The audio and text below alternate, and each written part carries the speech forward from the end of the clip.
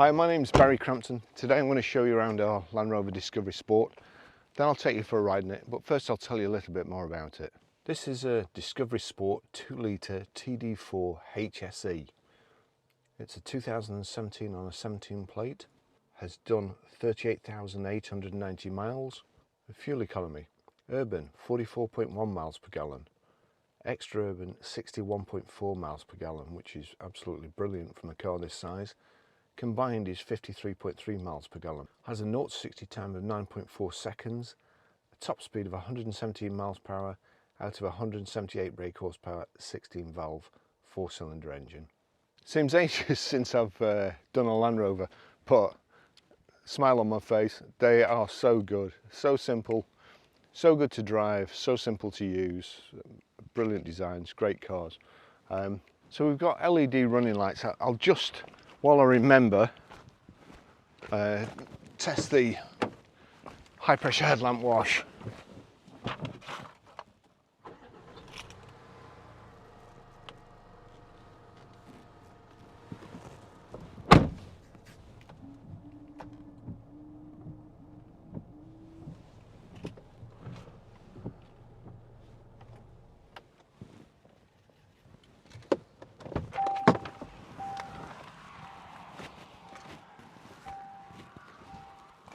And switch the headlights off. I don't want to get a flat battery up here. Okay, so nice approach angle for the front of the vehicle, plenty of ground clearance, a good wading depth as well should you need it, and sometimes up here and around here we do. Front parking sensors, the side protective mouldings on the wing there, horseshoe stroke tuning fork design alloy wheels, and I think it's got Pirellis on all round, so really well shod as well. Little vent in the wing there. The side steps, it's got keyless entry, keyless close, keyless go when you go in, so long as you've actually got the key in your pocket, you can get in the car, start it and get on your way. These, I mean, I don't particularly know whether they actually do any good, but I do like the look of them. These little wind deflectors around here, it means that you can put your window down a little bit without getting blasted inside or too much noise. However, they do create a little bit of wind noise when you're just driving around normally. The car's got the full pan roof as well, which is a great feature. The roof bar carrier system, power folding door mirrors, rear privacy glass, power open, power close tailgate, plenty of room. We've also got, which I can't demonstrate, but there's the 6th and 7th seat in the back here, which are really handy, really easy to put up as well. This particular vehicle's also got the heavy duty load mat in the back, so it's nice and clean, not scuffed up in the back. And then your rear roller blind there. Let's see what else we've got. We've got a reversing camera, so we'll just knock that down. So there you go, there's the reversing camera, rear wash wipe, integrated rear tailgate spoiler, rear parking sensors, the twin chrome exhaust tips there.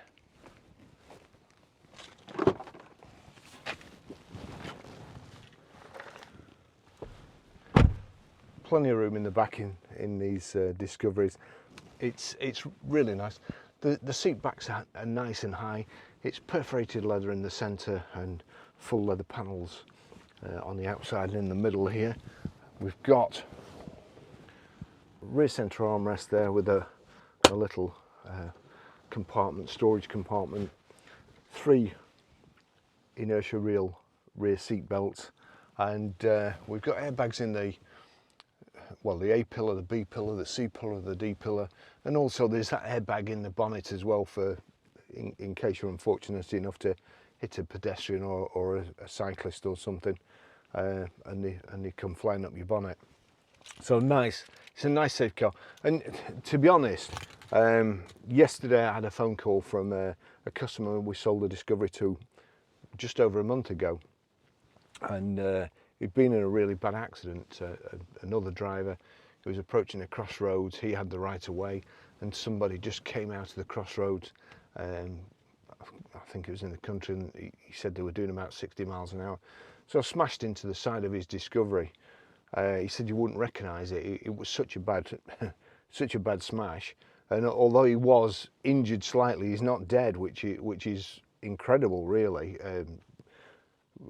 But these cars, British product, I have to say, they are so simple, so well designed, as safe as you can possibly be, I would think. You just sat that bit further up off the ground. As I say, plenty of room. The seats are all nice and well padded, really thick and good, thick padded headrests. I'm going to start driving this car. Now, the day before yesterday, I was using a Porsche Panamera. Yesterday, I was using a Mercedes-Benz E350, I think it was. Both lovely cars, but I would rather drive one of these. They're just so much nicer. I think Land Rover always get the tyre profiles just right, the size of the wheels just right, the suspension. It's always perfect. The aim seems to be driver comfort and not what it looks like from the outside. So, full marks to Land Rover.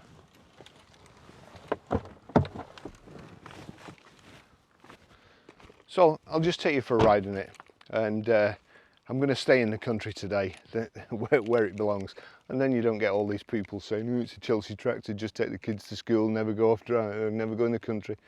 So we'll go in the country.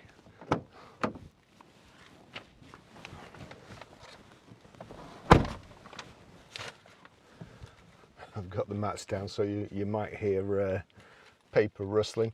So those are the Land Rover keys. Of course it's keyless entry, so it's a manual car. Foot on the clutch. Start the car.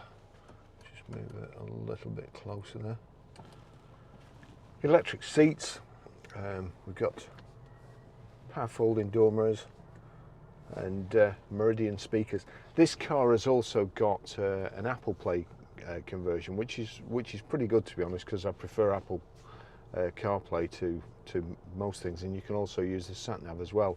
And of course your mobile is updated virtually every day, whereas the sat nav system in a car, you would normally have to buy a new card every year to keep up to date. So that's a far superior thing. As I've said in previous videos, in my opinion, they need to stop putting audio systems in cars now and just put an interface for your phone, and it would save a lot of money on each car, a lot of redundancy in the future, and also they could actually give you something that would benefit you, you know, like a heated steering wheel or something else, or even better, the you know, blind spot warning. That's a brilliant accessory. And you know, you progress. The one thing I like about Land Rovers is they are simple. As I've said before, they are simple. They're so well designed. Everything's to hand. Everything's usually just one click. Not you've got to press this and then turn something else and just to get your fan on. It's just fan. That's it. Temperature. That's it. Heated seats. Click. So that's all good. But yesterday, I follow a lady. Well, she's a mechanic, a MOT inspector as well. A lady who has a garage, and she had a car come in with a fault where every time driving along the road, and all of a sudden the car would apply its brakes for no reason and come to a dead stop. And what had happened, they'd put an air freshener around the gear stick on an elastic band, so every time they changed into fourth, the air freshener pushed the handbrake and pulled the handbrake on. So you know, that's modern technology. I've never seen an air freshener pull a handbrake, a proper lever handbrake on before. Just electric switches, and it's so easy to you know, touch a switch, especially like on here. You're going for that switch and you touch something else. So just because it's a new design doesn't mean to say it's better. The heated seat is nuclear as well, so I'll get that switched off. Feel like I'm a bit high. Very moody day today up here. Low cloud. But Discovery's Sports, the old Freelander, all great drives. And honestly, if you, as I say, I was driving a Porsche Panamera the other day. Beautiful car, absolutely mint. But if I was going anywhere, I'd probably, you know, and I had a choice, I'd probably jump in this. Great gearbox, nice light clutch. So everything's easy to handle. You want the cruise control on. There's set plus there, minus, resume, your speed limit you can set and cancel. So I want to set the cruise now. That's it, it's on.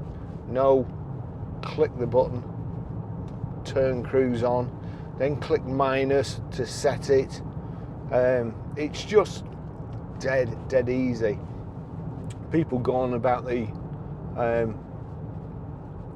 sat-nav system being simple and well, clunky, I suppose. It's just simple. It's not clunky, it's simple. It's dead easy to use. It's, you know, I have a theory, or a wish really, and I wish that before car designers could actually design cars, they're made to work for 25, 30 years repairing them. And I'll tell you what, if they did, the designs of cars today, it just wouldn't exist. We'd just go back to cars from probably the 70s. Make things out of better stuff, but so you're above the ground, you've got a good vantage point, you're pretty, or you're safer in an accident, you're safer if somebody, you know, a side impact, you've got more chance of actually being lifted up if the cabin deforms than actually squashed. And to be fair, all the airbags in here, you're more likely to get suffocated than anything broken. Just a lovely car. And two, I mean, I try and think of cars equal price, equal size, not even equal price really, because we've had some four-wheel drives in that cost a lot more than this, and they just don't drive as good. I really do wish we could just sell Land Rover and Jaguar product. And having said that, Volvo are going to lend me a car next month, a new V70, to evaluate, do a road test for my channel, and it's very, very good of them. I really appreciate it, and I do like Volvos. I think probably if I was buying a car myself and it wasn't one of these, and I wanted a good solid built car, I would buy a Volvo. But when they were telling me about the car, because I obviously do videos on how to program your sat-nav and pay your mobile and automatic parking and stuff like that, and they're very, very popular on the internet. So in fairness to them, they were trying to give me a car that with all the accessories on, all the extras that I could demonstrate and make videos and to help me, and I really, really appreciate it. But when he was telling me, he said it's got the new Google app in or something. I think it was Google app, and he says, so you can actually tell it to switch your heated seats on. And I'm thinking, no, Please, no. That doesn't need inventing. It's heated seat. There you go. Right. Let's have a race. Google, switch my heated seat on, please.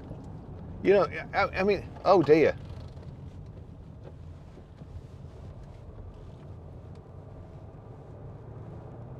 Somebody run out of talent there, didn't they? Can't have happened long ago, because no, I was just going to go and check that, make sure there's nobody in it, but I don't think they'd switch the hazard lights on and then fall unconscious. So, you know, that little humpback bridge there, just, oh, it's just, they're so good. I mean, I normally drive a Range Rover Sport, and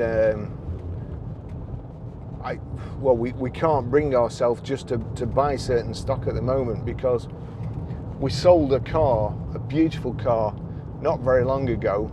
We sold it for £32,000. There's a shortage of good clean cars, and the same vehicle, well, not as good actually, is now trade price £35,000. Now we're not greedy, so we don't put a huge markup on, but you can imagine we sold it for £32,000. That was including our markup, and we can't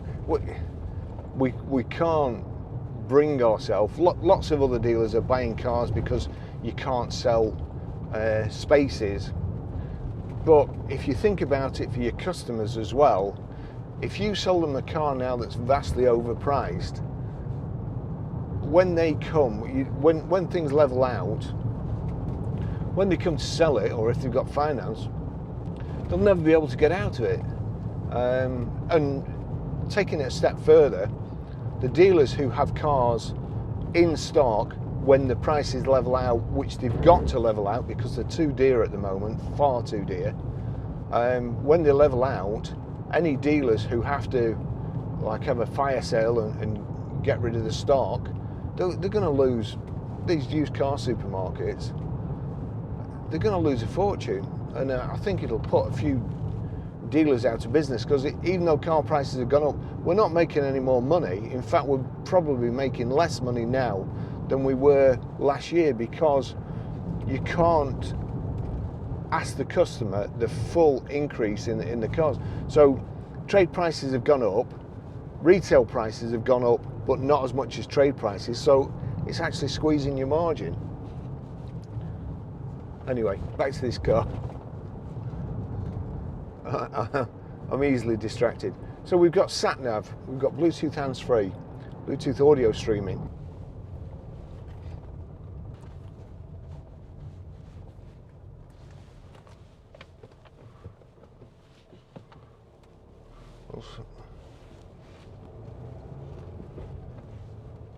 I tell you what, these sheep, they've just ignored the traffic lights and come straight through.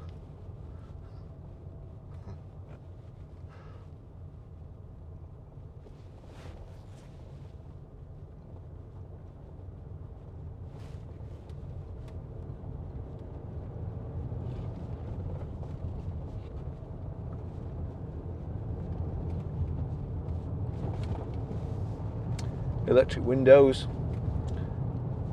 Meridian speakers, real good sound system.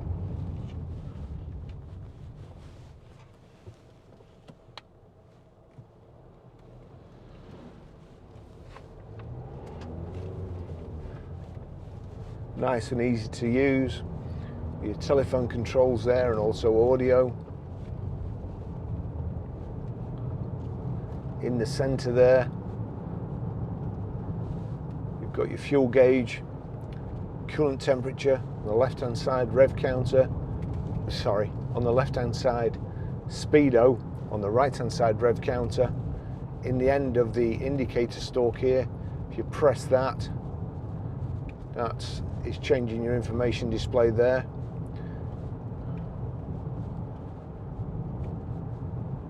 Showing I've got 120 miles of fuel before I need to fill up.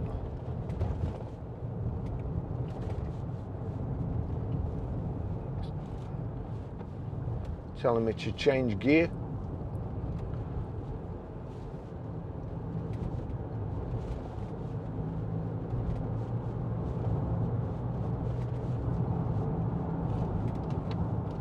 Consulted a magistrate and judge. Traffic program. I was what was I in yesterday? That Mercedes-Benz, and the traffic program kept coming on. And I'm not kidding. You have to go through about 5 different menus to get into the settings to turn the traffic program, the traffic alert on.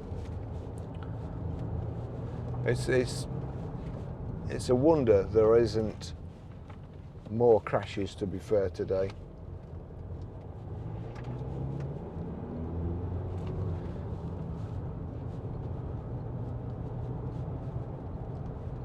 And I would say that using your mobile phone is a lot less dangerous than trying to knock the traffic alert off your radio.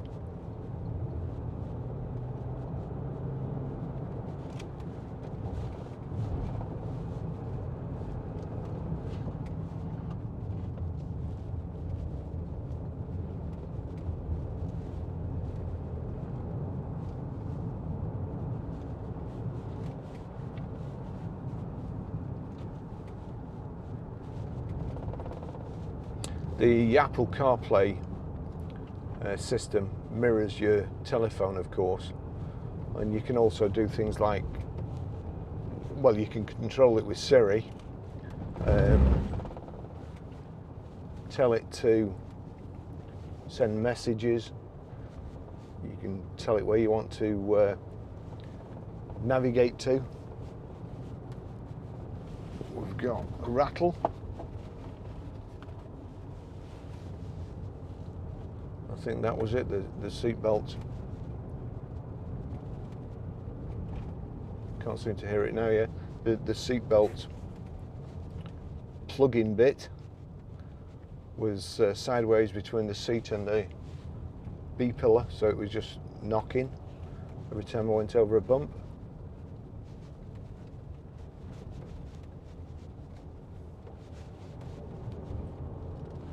Let's just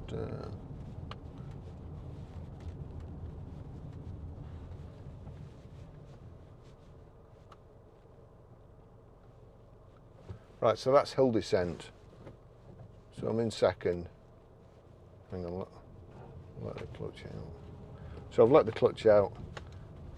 Foot off the accelerator, foot off the brake, and I'm just coming down the hill there. And although these days I prefer automatics, that just reminds me of another incident. I forget which model car I was in. It was a big 4-wheel drive, and it was a very icy day in Preston. And I come over the brow of a hill, Marshall's Brow in Penwortham, and as I got over the hill, there was a big queue at the bottom, but there was also the road was very icy, and the car just started sliding. There was nowhere to go. I couldn't steer off the road. I couldn't do anything. And with it being a manual, I put it in reverse, and then like put the accelerator down and fortunately it did bring me to a halt, which I don't think I could probably have done in an automatic. That's the only reason I can think of not having an automatic, to be honest, and towing and so on. I know people prefer manuals, and it wouldn't do for everybody to be the same. This is a particularly nice car to drive. My cup holder there, my cup He's just making it a little bit difficult for me because I don't want to get coffee on my shirt. I'll tell you what, I'm going to pull over because it's also making me change gear different. One second.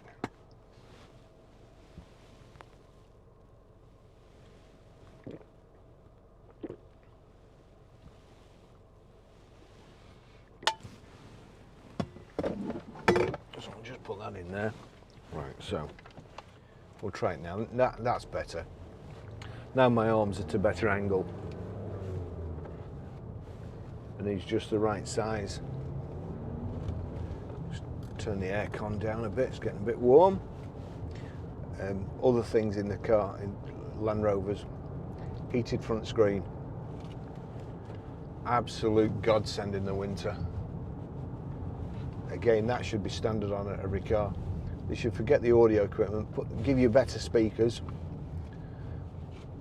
and then give you blind spot warning, heated steering wheel, and heated front screen.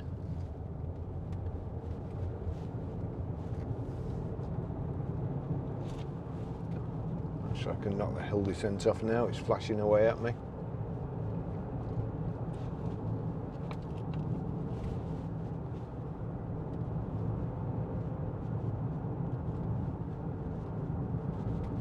That's eco there, eco button. So this is particularly bad here, massive bump.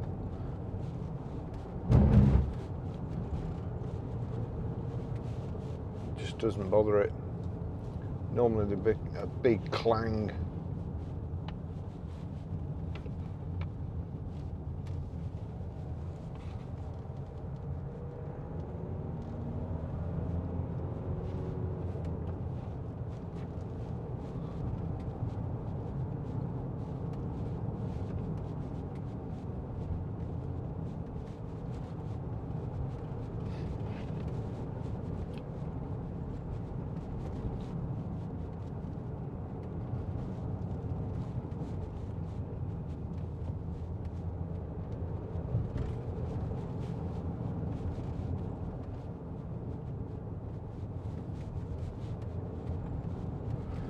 There's 6 and 7 seats with inertia wheel belts too, so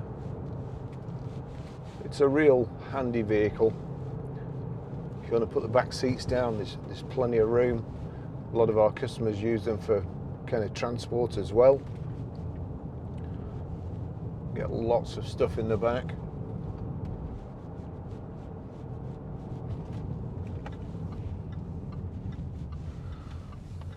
And there we go. I'll finish the test drive there. Lovely car, and I think I'll be using this one myself. The pan roof there you go. Changes the interior drastically, really. Seems a lot better to me with the pan roof open. But if it's too hot on your head or something, or too bright, then that's it. Thanks for watching. See you in the next video.